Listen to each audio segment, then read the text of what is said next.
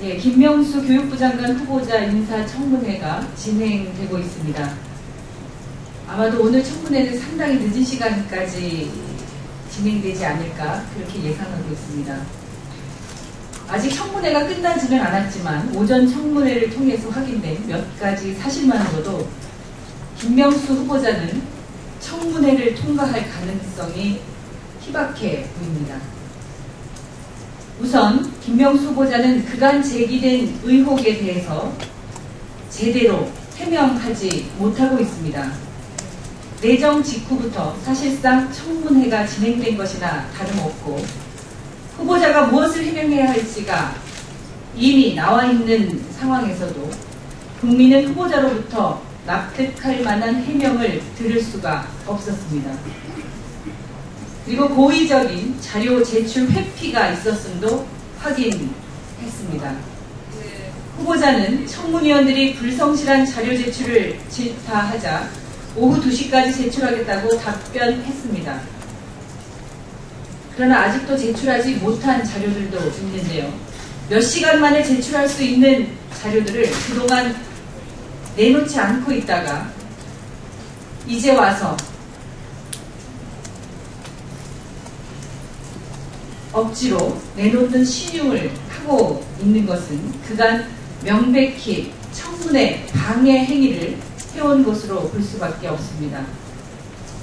또한 질의 문답 과정에서 후보자가 국무위원으로서 직무를 수행할 수 있을지에 대해서도 강한 의구심을 가질 수밖에 없는 이 많은 상황을 국민이 지켜보고 계실 것입니다. 김명수 후보자는 부실한 답변 가운데서도 사퇴할 의사가 없다는 것만큼은 분명하게 밝혔습니다. 시간 끌고 버티게 하면 된다는 그런 사인이 있었던 것인지 의심스러운 지경입니다. 그리고 오후 질의에서 5.16 쿠데타 관련해서 후보자의 답변이 이렇게 다시 하겠습니다. 오후 5.16 쿠데타 관련 후보자의 답변에 대해서 이미 국민들이 판단하실 것으로 믿습니다만 쿠데타라는 용어가 드러내듯이 5.16 쿠데타는 이미 역사적 평가가 확립된 사실입니다. 후보자는 이 문제에 대해서 서면 답변에서는 아직 충분한 시간이 지나지 않아서 평가하는 게 적절치 않다고 답변을 회피했고 오늘은 불가피한 선택이라는 소신을 밝혔습니다. 역사적 평가와 사회적 합의가 반영돼서 역사 교과서에 실려있는 그 내용을 부정하는 발언입니다.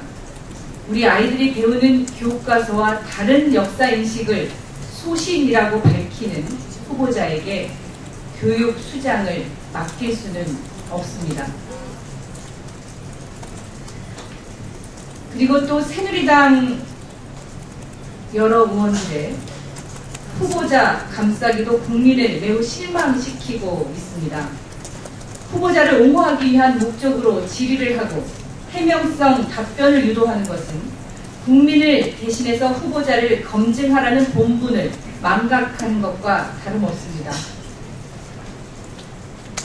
받아쓰기 국회도 모자라서 이제 방탄 청문회를 하려는 것은 대다수 국민을 모독하는 일임을 다시 한번 밝혀줍니다.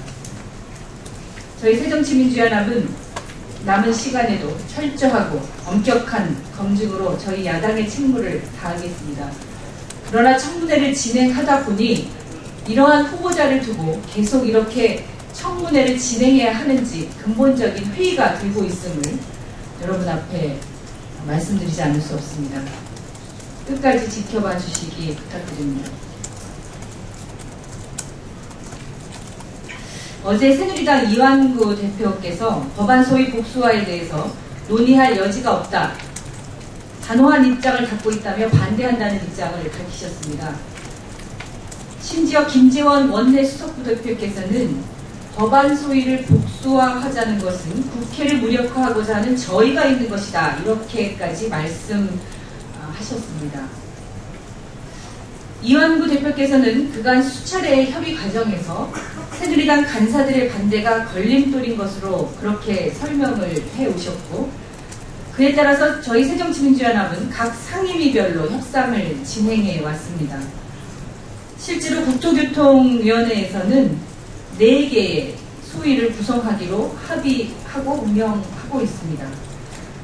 어제 새누리당 지도부의 법안 소위 복수와 불가 방침은 법안 소위 복수화에 반대하지 않는다는 새누리당 간사들의 입장에 제동을 거는 것이고, 일하는 국회를 만들 의사가 없다는 것을 밝힌 일이라고 생각합니다.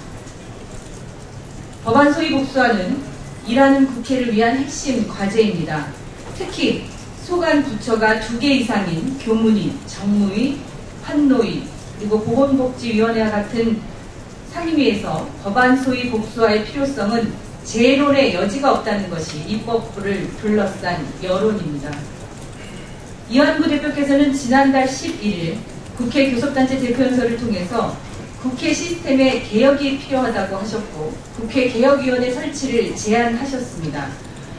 법안 소위 복수화를 반대하는 것은 말로는 국회 개혁, 그러나 행동으로는 현상 유지하자는 것으로, 일하는 국회를 만들겠다는 건 모두 거짓말이었음을 이렇게 스스로 인정하고 계신 게 아닌지 그렇게 생각이 됩니다. 새누리당에 말씀드립니다. 일하는 국회를 만들라는 국민의 명령이 엄중함을 인정한다면 법안 소위 복수화 논의를 막아서는 안 됩니다. 아울러 법안 소위 복수화 제안을 국회 무력화 시도로 왜곡하고 폄훼하는 이런 말씀을 하신 김재원 수석 부대표께서는 그 발언에 대해서 사과해 주실 것을 정중히 요청드립니다. 오는 9월 19일부터 열리는 인천 아시안게임에 선수단과 함께 응원단을 파견하겠다는 북한 정부의 성명에 대해서 우리 정부는 북한은 비합리적인 주장을 되풀이할 것이 아니라 우리와의 대화의 장에 조속히 나와야 할 것이라는 입장을 발표했습니다. 사실상 거부 입장을 밝힌 것으로 이해되는데요. 매우 유감스럽습니다. 정부가 주목해야 할 것은 북한이 남북관계 개선을 위해서 응원단을 파견하겠다는 구체적인 행동을 보이고 있다는 것입니다. 북한은 그동안 선수단과 응원단 파견에 대해서 우리 정부의 태도를 지켜보겠다는 입장을 취해왔습니다. 이번 제안은 그간의 소극적인 자세에서 벗어나서 남북관계 개선을 위한 행동에 먼저 나서겠다는 것으로 보입니다. 우리 정부가 남북관계 개선의 진정성과 의지를 가지고 있다면 번번이 북한의 제안을 거부할 것이 아니라 대화의 실마리를 풀 수 있는 부분은 적극 수용해야 한다고 봅니다. 남북 체익회담을 개최해서 공동 응원을 모색하는 것도 남북관계 개선의 계기가 될 것입니다. 우리 정부가 경직된 자세에서 벗어나 이번 북한의 응원단 파견 결정을 남북관계 개선과 긴장 완화의 계기로 삼을 수 있는 조치를 적극적으로 검토해 주실 것을 요청드립니다. 세월호 참사 85일째인 오늘 너무나 가슴 아프고 또 너무나 죄송스러운 소식을 접했습니다. 세월호 참사로 희생된 단원고 학생 이승현 군과 김웅기 군의 아버지, 그리고 이승현 군의 누나, 이렇게 세 분이 십자가를 메고 안산 단원고에서 팽목항까지 고난의 여정에 나섰다고 합니다. 무려 39일 750여 킬로미터를 걷는 순례의 길입니다. 참사 7시간여 동안 대통령 대면 보거나 대통령 주재의 대책회의 한 번 열리지 않았던 대한민국. 이 대한민국이 잃어버린 무고한 생명.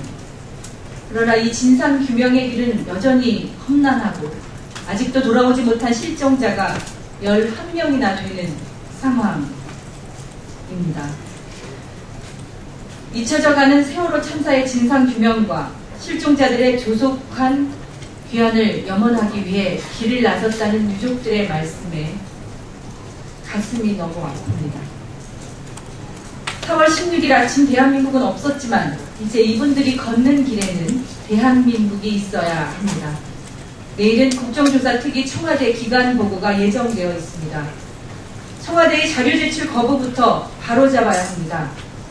4.8%에 불과한 자료 제출 실적은 청와대가 나서서 진상규명을 방해한다는 증거입니다. 내일 오전 10시까지 성실히 자료 제출에 응해 주실 것을 다시 한번 요청드립니다. 진상규명과 함께 책임자 처벌 없이 달라진 대한민국도 없을 것입니다. 가장 두려운 것은 잊혀지는 것이라고 한 유족들의 말씀을 다시 가슴에 새깁니다. 저희 새정치민주연합은 특별법 제정을 비롯해서 잊지 않겠다는 약속을 반드시 지키기 위해 최선을 다할 것입니다. 실종자들이 하루속히 가족의 품으로 돌아올 수 있게 되길 기원하면서 고난의 길을 걷고 있는 가족들과 늘 함께 하겠습니다. 고맙습니다.